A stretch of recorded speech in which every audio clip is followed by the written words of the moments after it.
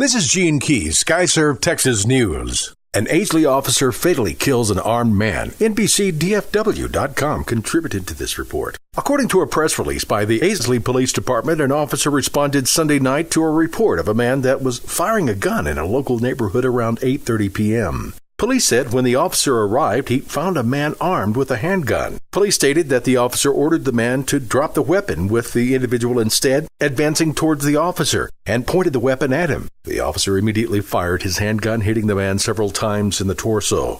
Multiple Houston police agencies and even the Houston chapter of the YMCA were involved in the operation. At a press event held Monday morning, law officers discussed the recent joint operations. The operation worked successfully to identify victims of sex trafficking and forced prostitution, arrest their customers, and weed out traffickers who capitalized on the illicit sex industry in the Houston community. The charges have been filed over the weekend against 138 suspects arrested in January and February in the Southeast, West Side, and North Houston, bringing the arrest in Operation Traveling Circus to nearly 400.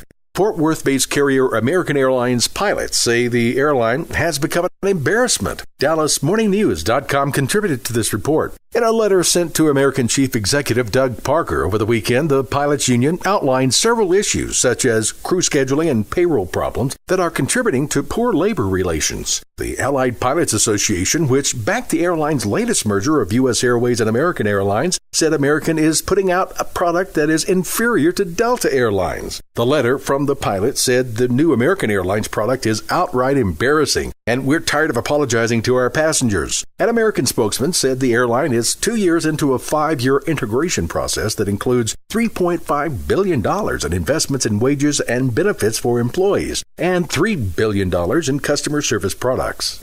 A naked twerking woman shuts down a major highway in Harris County. KHOU.com contributed to this report. A standoff with a naked woman dancing on top of a big rig finally ended Monday morning when police and firefighters took her into custody. Texas Highway 290 westbound was shut down for more than 2 hours due to an auto crash and the gyrating of the naked woman for passing vehicles during the standoff. Just after 9 a.m. Monday, firefighters and police officers used ladder trucks to try and coax the woman down, but she refused to budge. They finally jumped on the top of the big rig she was standing on and wrestled her into handcuffs. The dancing woman was preceded by a crash involving 3 vehicles. It's believed the woman was driving one of the cars, but it's unknown why she decided to climb the big rig and dance naked. The woman was taken to an area hospital for a mental health evaluation.